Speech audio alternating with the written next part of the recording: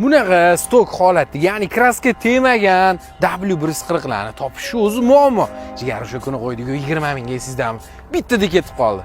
Yana kraska tegmagani bo'lsin, yana arzonrog'i bormi deganlarga mana shunga o'xshagan variant.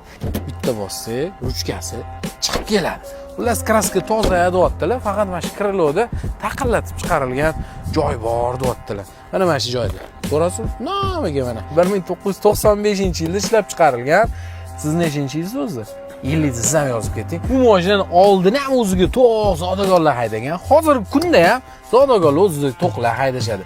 Chunki undan ko'ra jentra olganim yaxshi deyishadi. Jigarlar. Lekin jentrasi bor, boshqa mashinangiz bor. O'sha paytda hayda olmaganman deb olib haydashadi. Buni ham qarang, zavod kraska, umuman ishi yo'q, top-toza mashina bir narsalar deb turib 17 mingga qo'yib bering, endi bosh qotiruvdilar. Rosa talashdik.